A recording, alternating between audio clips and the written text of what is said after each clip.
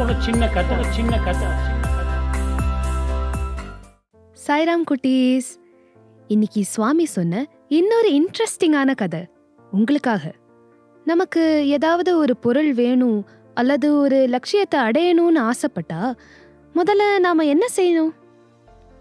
இந்த கேள்விக்கு ஒரு கதையை உதாரணமா சொல்லி பதில் கொடுக்க போறாங்க நம்ம சுவாமி. கதையை பார்ப்போமா? இது மகாபாரதத்துல நடந்த கதை. துரோணாச்சாரியர் தான் பாண்டவர்களுக்கும் கௌரவர்களுக்கும் குரு. அன்னைக்கு ஒரு நாள் எல்லாருக்கும் வில்வித்தையை ஸ்பெஷல் ட்ரைனிங் கொடுக்கணும்னு ஒரு பிளான். அதுக்காக குரு துரோணர் ஒரு மரத்து மேல பறவை பொம்மைய கட்டி வச்சாரு. முதல்ல பாண்டவர்களை கூப்பிட்டாரு. அவங்க 5 பேரும் ஒருத்தர் பின்னாடி ஒருத்தர் லைனா வந்தாங்க. அவங்கள பார்த்து, குழந்தைங்களா, அதோ அந்த மரத்து மேல கட்டி வச்சிருக்கிற பறவை பொம்மை தெரியுதா?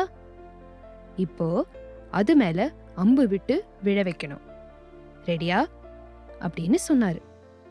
உடனே 5 பேரும் அவங்க வில்ல எடுத்து குறிப்பாக்க ஆரம்பிச்சாங்க.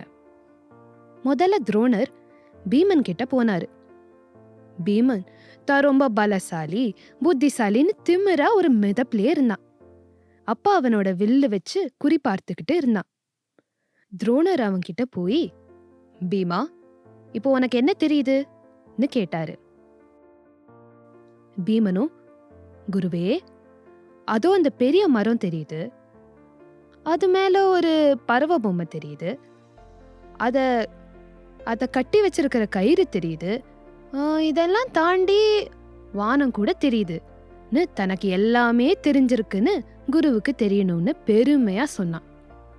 ஓ, அப்படியா? உனக்கு எல்லாமே தெரியுது, சரி உட்காரு, மத்தவங்களையும் பார்த்துட்டு வரேன்னு சொன்னாரு. பிறகு துரோணர் தர்மன், நகுலன், சகாதேவன் கிட்டையும் பீமன் கிட்ட கேட்ட அதே கேள்வியை கேட்டாரு.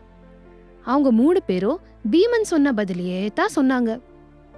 இன்னும் கொஞ்சம் எக்ஸ்ட்ரா டீடைல்ஸையும் சேர்த்து சொன்னாங்க. உடனே துரோணர், நீங்க யாருமே நான் எதிர்பார்த்த பதிலையே சொல்லல. டார்கெட்டை விட கூட நிறைய விஷயங்கள் மேல உங்க பார்வை இருக்கே அப்படின்னு சொல்லிக்கிட்டு அர்ஜுனன் கிட்ட போனாரு. அர்ஜுனனும் அவனோட வில்ல அம்பு வச்சு ட்ரை பண்ணிக்கிட்டே இருந்தான். அவன்கிட்டயும் துரோணர் அதே கேள்வியை கேட்டாரு. அதற்கு அர்ஜுனன், குருவே, என் கண்ணுக்கு பறவை தவிர வேற எதுவுமே தெரியலன்னு சரியான பதில் சொன்னான். துரோணர் ரொம்ப சந்தோஷப்பட்டு, விடு அம்பைன்னு சொன்ன உடனே விட்டா அம்பை. பறவை பொம்மை பொத்துன்னு கீழே விழுந்தது. அர்ஜுனனை அள்ளி அணைச்சுக்கிட்டு, நீதான் என் சிறந்த மாணவன்னு சொல்லி துரோணர் பாராட்டினாரு.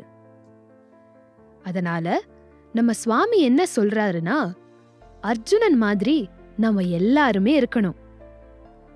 எதை அடையணும்னு ஆசைப்படுறோமோ அது மேலதான் நம்ம முழு கவனமும் இருக்கணும். அதுக்கு சம்பந்தமே இல்லாத விஷயங்கள் மேல நம்ம கவனம் வச்சோம்னா நம்மால எதையும் அடைய முடியாதுன்னு சொல்றாரு. நாம எல்லாரும் ஸ்டூடெண்ட்ஸ். நமக்கு முக்கியம் படிப்பு, கொஞ்சம் ஸ்போர்ட்ஸ், அவ்வளவுதான் இருக்கணும். அது இல்லாம பேட் ஃப்ரெண்ட்ஷிப்ஸ் வச்சுக்கிறது, மொபைல் போன்ல எப்ப பார்த்தாலும் கேம்ஸ், ரீல்ஸ் பார்க்கறது, இப்படியெல்லாம் செஞ்சா நம்ம கான்சென்ட்ரேஷன், அதாவது கவனம் சிதறி போயிடும். நம்மால எதுவுமே சாதிக்க முடியாது. சோ எதெல்லாம் கெட்டதோ அதெல்லாம் அவாய்ட் பண்ணணும். குட் சில்ட்ரன்னு பேரு வாங்கணும். செய்யலாமா குட்டீஸ்? All the best. God bless. Jai Sairam.